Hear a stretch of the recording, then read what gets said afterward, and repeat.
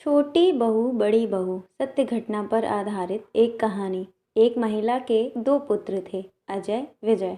महिला ने पहले बड़े लड़के की शादी की। जो बहू आई वह बहुत ही सहज और शीतल स्वभाव की थी। ज़्यादा पढ़ी लिखी तो नहीं थी, पर कायदा हर चीज़ का था।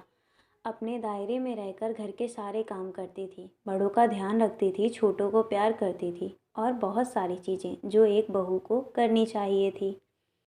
सास ससुर देवर उससे सभी खुश रहते थे, परंतु कुछ दिन के बाद सास के तेवर बिल्कुल ही बदल गए।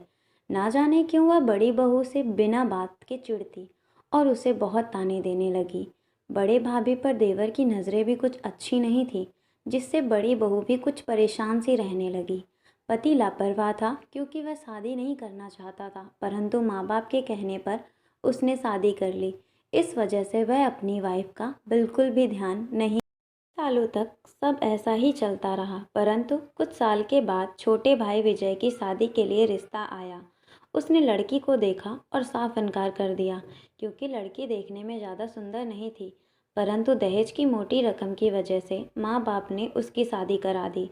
दहेज ज़्यादा लाने की वजह से छोटी बहू पूरे रौब में रहती थी, काम भी कम करती थी। सास ससुर भी उससे ज़्यादा कुछ नहीं कह पाते थे, पर बड़ी बहू घर का सारा काम करती थी और सबका ध्यान भी रखती थी। एक दिन ससुर का एक्सीडेंट होने की वजह से उसका पूरा पैर काटना पड़ा, जिसे देखकर छोटी बहू ने तो मुंह फेर लिया, पर बड़ी बहू ने उनका पूरा साथ दिया। बड़ी बहू और बड़े लड़के ने उनकी सेवा की, परंतु सास को यह भी नहीं दिखा और वह छोटी बहू को ही अच्छा बोलती रही। कुछ दिन के बाद सास बीमार हो गई। छोटी बहू ने उनकी सेवा करने से भी इनकार कर दिया।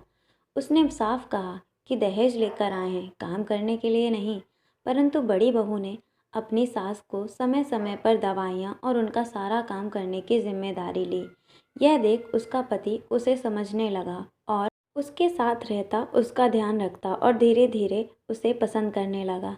जब सास ने देखा कि छोटी बहू तो अपने मेकअप में ही लगी रहती है और बड़ी बहू मेरा इतना ध्यान रखती है, तब उसे अपनी बड़ी बहू पर बहुत ज़्यादा प्यार आया। उसने कहा कि मैं तुम्हें इस घर में बेटी बनाकर लाई थी, परंतु मैंने ना जाने तुम्हें कब बहू बना दिया और तुम पर इतना अत्याचार किया। मुझे माफ़ कर दो बेटे, आगे से मैं ऐसा कभी नहीं करूँगी।